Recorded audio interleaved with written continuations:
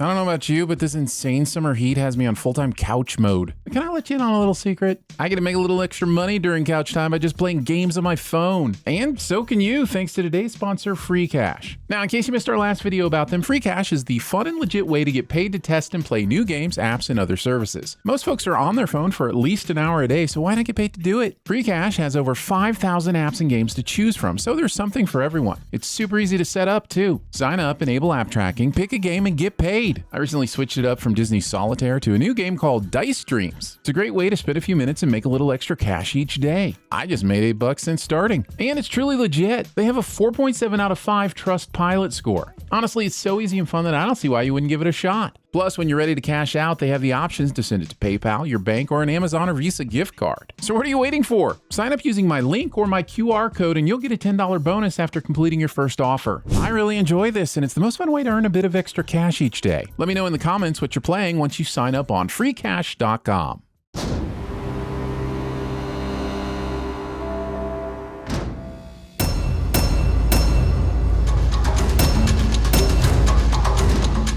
Disney. This is literally the same footage from the end of Ready or Not, so I'm sending them for turning in the same homework twice. Also, thinking this will work as a recap after a 7-year gap between movies. It's tedious for the person who bothered to rewatch the first movie and goddamn useless for anyone who didn't. Replacing the satisfying rock edge of Stereo Jane's cover of Love Me Tender with the sappier, less original use of Carole King's Will You Still Love Me, which isn't even thematically relevant. Will who still love whom? Will new husband Alex still love Grace? No, he will not. He's dead. Jesus Christ. What happened to you? In-laws. Did you say in-laws? Undermining the prior film's final line, which already wasn't the mic drop the script seemed to think it was, with this insane womp-womp of a follow-up question. They've hidden a cut melding the old footage with the new in the bounce effect when she falls, which can only be detected by watching the blood pattern on Grace's face morph. I would be impressed, but it just reminds me that they waited 7 years to make a sequel that they likely never planned to make at all. Ready? 1, 2, 3. The blue gloves suggest emergency medical professional, but the dragging the patient away before even checking for a pulse or neck injury suggests this is actually an additional cult member trying to finish the job the previous movie started. Stay with us. What the is happening here? She is covered in blood, and they haven't once checked her over to see if any of it's hers. It's as if we're missing an entire scene where Grace called for an Uber but requested it cosplay as an ambulance. Ready. Clear. Yep, I'm sold. They're trying to kill her. Either that or these EMTs have no clue that a defibrillator should never be used through clothing. Don't you hate it when your cardiac arrest-inspired flashbacks take the form of a traumatic yet chronological recap of the last 24 hours? Given all her injuries, there's no way the hospital would have left these contact lenses in. Honestly, I'm amazed they even survived the previous night's literal bloodbath of festivities. Why am I handcuffed? Being surprised that you're in handcuffs after being discovered as the only survivor of a multiple homicide house fire combo meal. You're being detained by the Woolbury Police Department under suspicion of arson and murder. Making an entire ass sequel just to contradict the ending of our Ready or Not Sins video seems petty at best. And your clothes, drenched in blood. It wasn't yours. At least some of that blood had to be hers, right? Unless we're saying the blood from the gunshot wound and chest stabbing completely missed that lovely white wedding dress. Oh, shit. Look at you. What are you doing here? Clearly she got the memo that it is filmographically impossible to have a sequel without a surprise sibling turning up. Well, I'm still your emergency contact. We'll find out that Faith was 15 when Grace left her, and they haven't had contact since. So when exactly did she become her emergency contact? Biologically speaking, yeah, we're sisters, but we're not family. Nitpickers. What happened? You wouldn't believe me. Well, yeah, if you tell her the fucking truth, but Grace could very easily include all the shit about the Ladomas being part of a crazy rich person cult without mentioning the ghost and spontaneously pureed bodies. But I drove all the way out to Bumfuck, Connecticut. Whatever the fuck Connecticut did to be catching strays in this sisterly reunion is, I'm sure, justified, but sadly unspecified. I'm not here for a reunion. In that case, coming to the hospital that you know she's been admitted to was an odd choice. I'm the social media coordinator. I live in a kick-ass one-bedroom, and I have a hot as fuck boyfriend named Derek. Every Gen Z Pinterest board somehow makes it into the movie. And I didn't have to fuck Alex Ladomas to get it. Honestly, it would have been weirder if she'd had to fuck her sister's husband to secure her hot boyfriend Derek. Also, was Alex famous or something? I like board games as much as the next guy, but I couldn't tell you a single thing about the heir to the Parker Brothers fortune. Oh, I've just been informed that Parker Brothers is now owned by Hasbro. Did you know that? Exactly. That's how little the general public cares about capitalist gaming dynasties. I saw you together once at the Whole Foods on 25th and 7th. There is a Whole Foods in that area, but it's technically closer to 24th and 7th than 25th and 7th. Anyway, what really matters is that it isn't the closest Whole Foods to Murray Hill, where Faith claims she lives. Of course, we'll find out she made her living situation up, but damn it, she's also had 7 years to get this lie right. After the wedding, Alex tells me I have to pull a card, Previously on Ready or Not. which I thought was weird, but wanted him to like me because they were going to be my new family. Except they weren't, because Alex told you multiple times that he wanted nothing to do with them. Oh yeah, f***ers, I did my homework. Well, I rewatched the Sins video. Like and subscribe. Discount David Cronenberg. Holy shit. And the award for the most generic and least informative news ticker goes to... Approve the ceasefire. Unless this news channel is also managing the war in question, I'm not sure how they've managed to run with this headline so quickly. Discount Elijah even holier. The Lodomuses are no more. Technically, one of them survived, Mr. Lawyer. Considering how rare it is for the hide-and-seek card to be pulled, it must be rarer still that the hider wins out over the seekers. So shouldn't his reaction be one of shock rather than sympathy? Can you find my children? It's 10 p.m.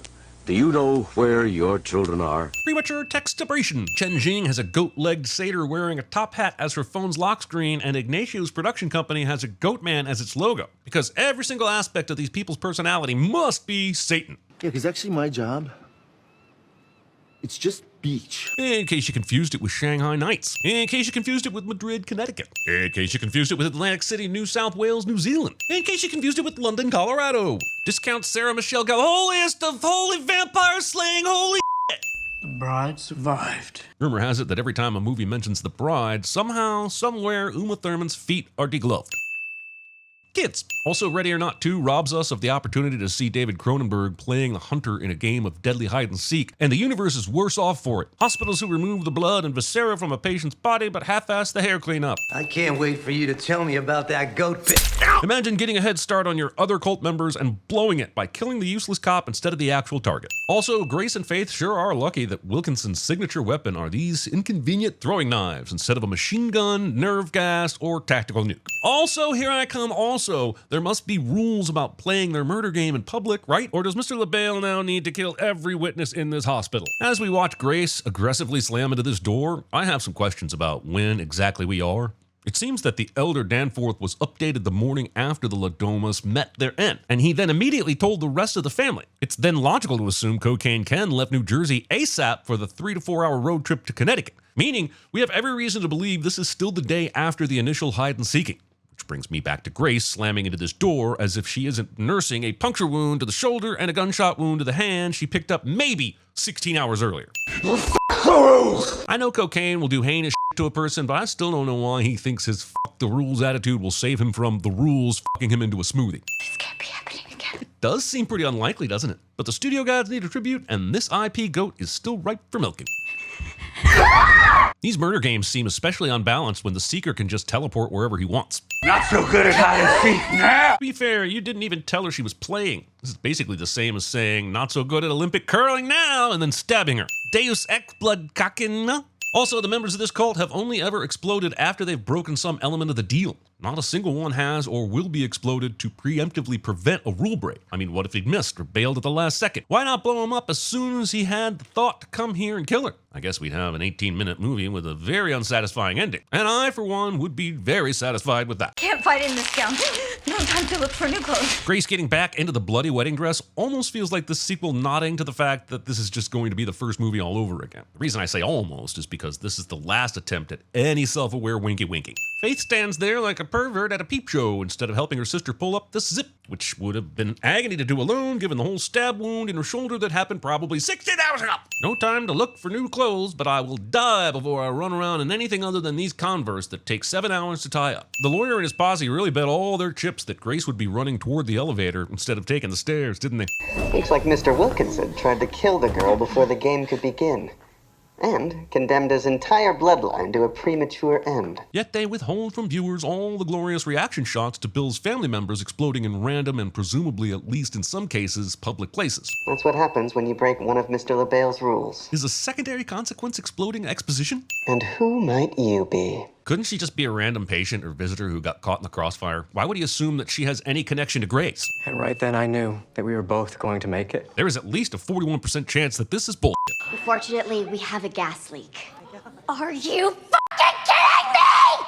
blaming the messenger for the gas leak. Also, why are the billionaire world rulers doing the grunt work of venue evacuation? Your little Grace goes a long way. Does she know the bride is called Grace? Does the movie realize it just made a funny? I don't think it did, and I really wish it had. What's the Wi-Fi password? Spoiled brat cliche is only interested in the Wi-Fi password cliche. Also, why does the spoiled brat cliche look to be 30? I know we need all the villains in a row for this shot, but realistically, the shithead kid would be sat in the back being a shithead. May I speak to it, Father? Playing the pronoun game with your prey. One second, I just gotta take a quick selfie before we start.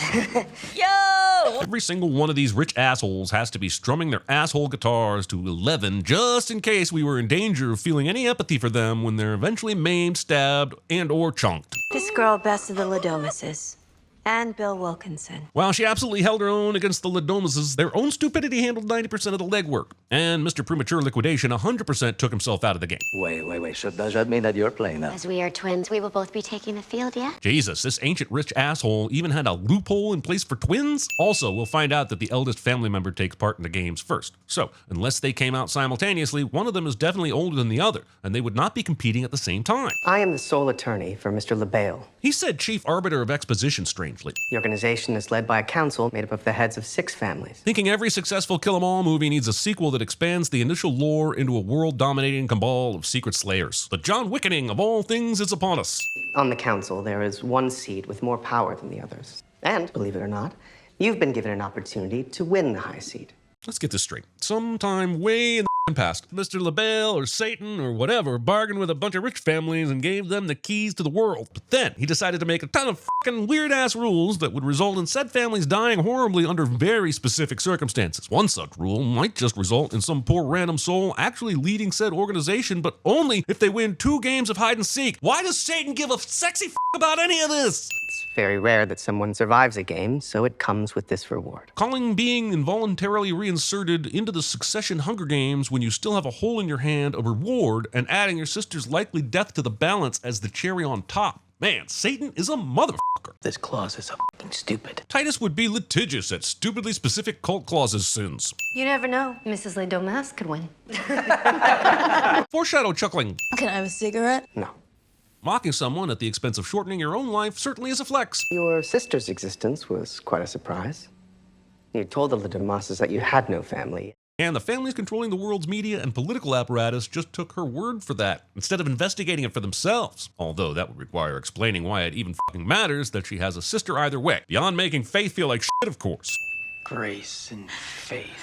Fucking Irish Catholics. Your name is Titus. You will play that game again. No! This time, with the council members. Ready or Not 2, just like the last time, but, you know, more.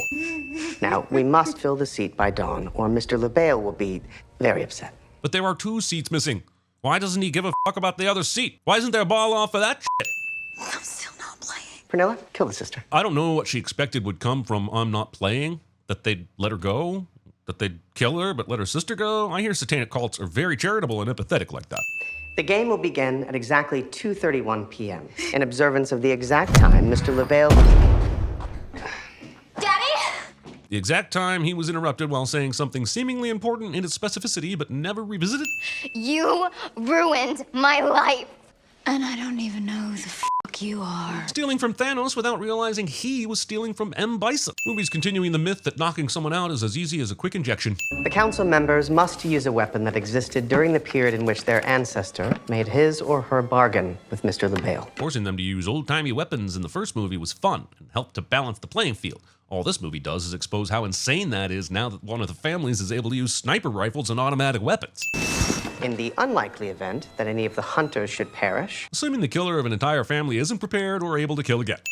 the girl will begin the game on the 9th hole green. Hide-and-seek games that start by exposing exactly where the hider is hiding. Also, there's no way they could guarantee that they would both wake up before the countdown is up. Not to mention the fact that they don't even get to hear the countdown or the customary ready or not here I come. These fools should have been blended into deviled eggs before the game even began. 3, 2, 1. This spinny clock signifies that the game has begun, and it is important to represent such things with steampunk clockwork things because Satan and Wait, what if there's people waiting for us in the fucking woods? And it's still better than standing around in the middle of the open field where everyone is going to look for you first. It's your fucking fault I'm here! All I did was forget to remove you as my emergency contact? I hope they both have a great time in the afterlife, wondering why they thought they had time for this. Whoever kills her gets to wear the ring. I'm not agreeing to that. Neither would I if I was the dumbass who picked the fancy warhammer over the pistol. Also, not finding a way to equip Sarah Michelle Gellar with an SMG is a criminally wasted opportunity, There's gotta be a tree we could climb. she says while standing in front of 2 trees. You're telling me you didn't know your fiancé was in a devil cult? That's not usually the sort of thing you advertise. They didn't meet on Beelzebumble, Faith. I don't need rich to solve my problems. Okay, what does Derek do? Finance? Derek is fictional. She could have made up any job for him that didn't so comically shit on her own point. There's no use in hiding. Movie isn't brave enough to be a full hour of Grace and Faith actually finding a kick-ass hiding spot and sitting there until dawn. I'd have sent it, but it would have been with respect for the swing. There are no good guys or bad guys. There's just the system. Presuming the dichotomy of good and evil doesn't exist purely because evil seems to be winning. Also, villain gets bored searching for prey and starts jibber-jabbering about the dichotomy of good and evil just to pass the time, which would be fine if this movie was actually about that. You contribute to it. How you enable it. Gaslighting your victims on the off chance that their eyes will roll so far back into their head that they won't see it coming is a tactic you so rarely see in modern-day hide-and-seeking. If killing them means that Ursula gets the ring, why is she waiting for Titus instead of chasing after them? Let's just make a run for it. It's completely exposed. You are too impulsive. You never think things through. Starting this argument while standing completely exposed and not being impulsive enough. ¿Qué vas a ganar, tía? Ni pollos en vinagre. Gatekeeping some of the best running commentary by refusing to include English subtitle translations. The only reason they survived this is because Ignacio chose a weapon he is biologically unable to make a shot with. No skill, no clever thinking, just dumb luck. Who's fucking shooting them? Could it? Oh, I don't know. Possibly be the guy who had the fucking sniper rifle at the start of the game? Are you sure you want to do that? Titus and Ursula's cousin was attempting to text them where Grace and Faith are on the golf course, but then the lawyer steps in, implying this would be a rule break. But when he laid out the rules earlier, he finished by saying, Beyond that, anything goes. anything except texting, apparently. It's getting better! No, you've just stopped being a moving target. You're leaving a trail of blood behind. We need to sit down. Choosing to camp out in the middle of a wide open room right in the center of Psychopath Disney World. Yeah, well, sometimes dreams don't work out. Like my dream of a complete backstory for this character, including learning anything about her and her dreams beyond former foster child and almost married rich. I'm trying to find you, you know. Clearly she didn't try as hard as the hospital, who managed to find Faith within a matter of hours. Shot for the pain? I hope they both have a great time in the afterlife, wondering why they thought they had time for this. You sure can when God is apparently making convenient grinders appear right in your path. Swords that think swinging in thin air is the same as grinding against metal. You can't hide! They can't. They are simply, for some reason, persistently choosing not to. Bringing a blanket to a sword fight. Damn it, Faith, how did this slow-moving bag of laundry not stop him? We are gonna need some glasses because we're about to have a toast. Premature toast-abration. Garage shows such little resistance to being shoved into this industrial washing machine that I'm wondering if he actually wanted the experience.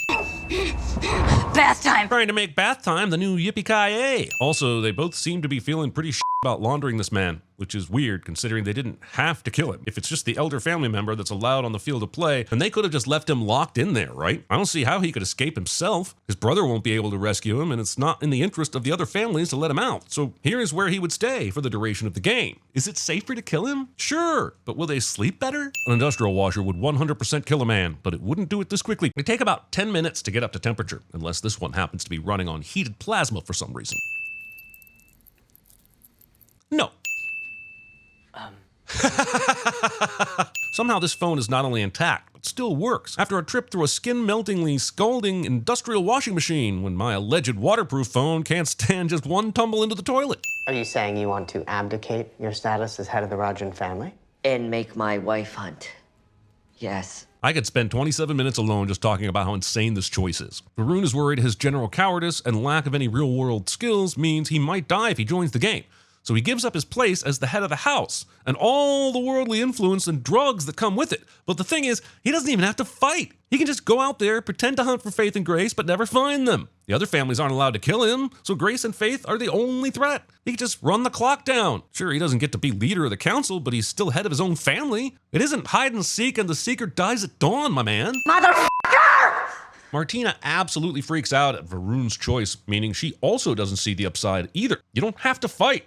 He just handed you the keys to the family fortune, and all you have to do is pretend to play hide and seek. Madhu, if you sign that, I will make you very dead. a threat he should but doesn't take very seriously given he's about to make her the head of his family. Are you sure about this? Yeah, I'm sure. Trusting the judgment of the person who just yesterday married into a family of goat murderers. I'm not here to hurt you. Oh, do you hear that, Faith? The lady with the sword isn't here to hurt us. The fact that she hasn't hurt you would actually be pretty good evidence of that. I don't think the other council members know this. Assuming she's the only one who's read her literal contract with the devil and somehow being correct about this. If you marry into a high council family, if you marry my son, we get the seat and you get to live. Bullshit. Agreed. This sounds like the highest of high-grade, conveniently plot-serving, farm-raised bullshit. She'd just have to do the usual stuff we all have to do. Yet Alex, Satanist husband number 1, seems to think they could somehow get away with Grace never finding out about the goat slaughtering. Ignacio continues to be precisely the sniper the lady's plot armor needs him to be. You know you can't kill me! Okay, you can't kill another member of the council, but it looks like there's no rule against injuring them, right? Couldn't he get away with taking out a leg? This curse is a dick. Grace literally killed Ignacio. It's some bullshit semantics that Jing just happens to be the owner of the hand between Grace and the sword she was holding to kill him. Mr. LaBelle does seem to have a sense of dramatic timing when it comes to exploding failed family members, I'll give him that. And send him forward, of course, but he famously encourages sin, so you're welcome, Mr. LaBelle. I'm really not used to people combusting all over me. The exact opposite thing my college ex-girlfriend used to say somehow makes it into the script. She was a master combuster. Why did you say no? Because I don't want to spend the rest of my life f***ing killing people. Forgetting that divorce exists. I mean, I'm sure there's a bylaw for that, but she could have at least asked. You didn't move to New York. You left. Skip! It broke my f***ing heart. After you broke mine. Some sisters will literally waste time on a competitive pity party in the middle of a fight for their lives instead of sticking a pin in it and going to therapy. I made up Derek.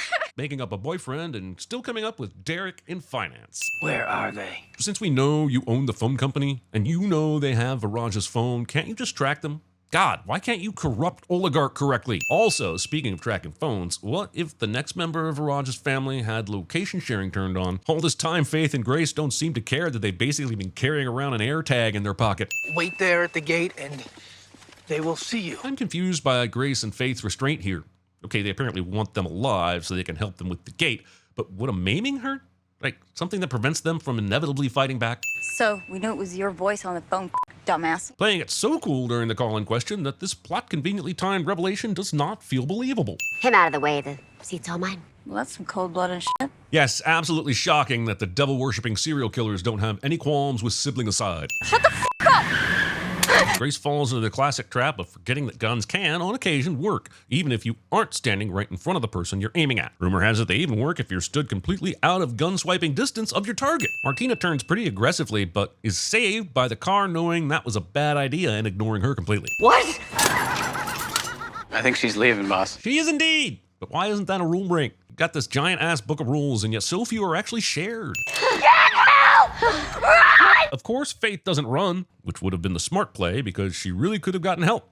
At this point, she doesn't know that the police aren't an option. Literally anything is better than staying behind and also getting caught. Grace and Faith grab the golf cart to avoid Titus, which is almost super smart. All they had to do was circle around and escape through the busted gate, but they instead decide to stay inside the resort grounds. I guess they really want to finish the game? Stop treating me like I'm a fucking child. Kids! You're no longer the head of your family, and your wife controls all of your assets. Even though she's chosen not to hunt. Movie spells out exactly how insane his choice was, as if I hadn't just torn at a new bylaw a couple of minutes ago, mistaking a wedding dress for practical human hunting attire. No. It's gotta come out. It absolutely does not need to come out. It needs to be packed and immobilized until they're out of this mess, unless she wants this hunt to end with massive blood loss. You don't think? You don't listen? Yay, more rehashing of the same superficial sister bickering. It's almost as if this girl power script was written by two men who have no experience being sisters to draw upon. I can't take care of both of us. I can't do it. Oh, it's just like the reason she left her back when they were teenagers. Isn't it crazy how Mr. LaBelle had the foresight to put them in such a cathartic situation? Good luck. And f*** off. Accidentally coming up with a better title. With at least 4 gaping holes in your body and counting, now might not be the best moment to take painkillers that also act as blood thinners. Bye, Deus Ex Damascena. Character accidentally activates a perfectly fitting needle drop that would enhance the fight scene if it hadn't been done by a dozen other movies already cliche. You're not even a person.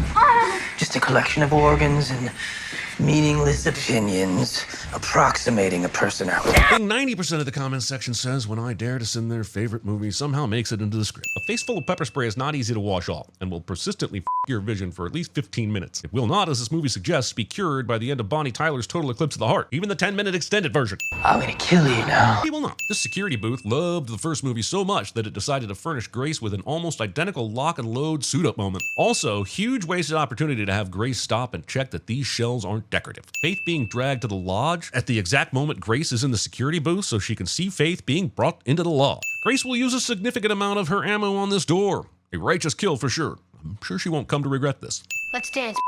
Saying this instead of finishing the fucking dance.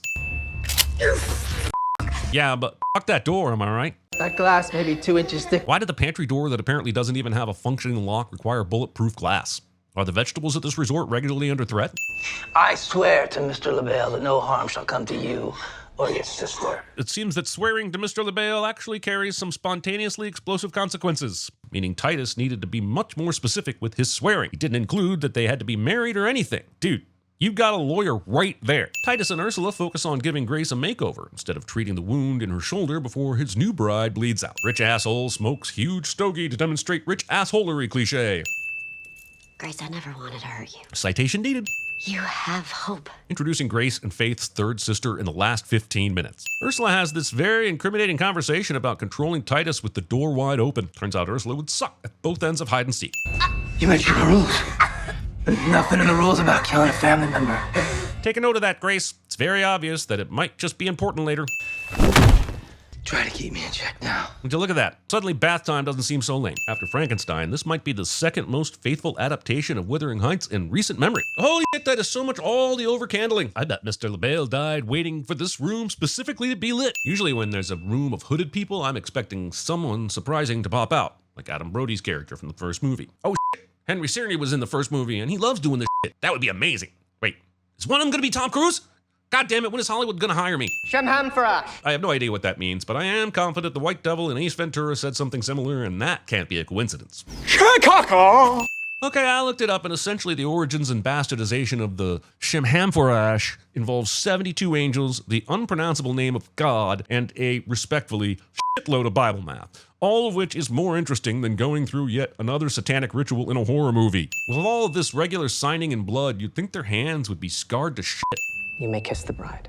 It's like the movie thought we needed this one last piece of proof that he's an absolute asshole, just in case we'd forgotten and started to feel sorry for him. He should have absolutely seen this coming if the single Danforth twin brain cell hadn't died with his sister. I think you got him. It's not against the rules to kill family members. Thank you for that. Look, can we drop this? It's been yippee-ki-yay since 1988 for a reason, people. Missing the opportunity to do this while screaming, "This is Samara!" What the f*** is happening? Including the audience reaction right there in the script. Get on your knees! I don't know if this shit was intentional, but the fucking goat is the first one to bow down.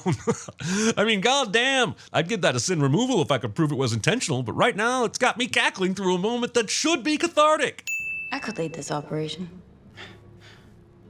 I could change the world. But she won't. She'll Frodo that shit, give up the ring, blow them all up, and then just assume the natural flow of democracy and equality will be restored. You know, as is historically the case. I hereby remove myself from the council and this entire f***ing organization! I mean, seriously, could she not, like, give world domination a chance for, like, a week? Fix a few of the low-hanging fruit, like world hunger, homelessness, and people who don't return their shopping carts. Bro, can she even do that? Yeah, there's surprisingly little language about this in the bylaws, since no one believed anyone would ever willingly give away so much power. But abdicating power is a thing. I mean, Buddy Boy over here literally did it during the game. This isn't even a hard bylaw to write. Surely it would just pass to faith, right? Why am I better Satan than Satan? Don't answer that. Okay, but then who gets the fucking seat? Whoever's wearing the ring by dawn. But it's just the council families or... Literally anyone. That sounds like there's some pretty fucking specific language about it then, since one would assume it's only the high council families who are eligible. There must be something in the book that specifies it's now a fucking free-for-all. I get the desperation to get the ring, but isn't there a more sensible way to get down here that doesn't involve backflips, belly flops, and rolled ankles? Or is the movie seriously saying they can't help it? Grace makes a pretty big gamble here. There is no guarantee that one of these assholes won't fluke their way into wearing the ring at the arrival of dawn. She must have known the movie wouldn't let a little thing like logic rob it of its final bloodbath. We made it! We made I renounced my pact, so I've been spared too. I mean, what the fuck is up with this delay? Was he hiding from the fucking curse until he came out in the open? How did he pull off the best game of hide and seek? Also, he makes a good point. He did renounce his pact, very much in the same way that Grace did. So why isn't she exploding? It's unfortunate that Grace and now Faith will still be going away for the rest of their lives on multiple counts of first-degree murder.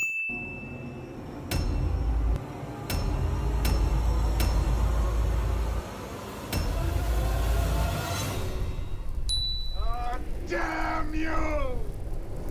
God damn you all to hell!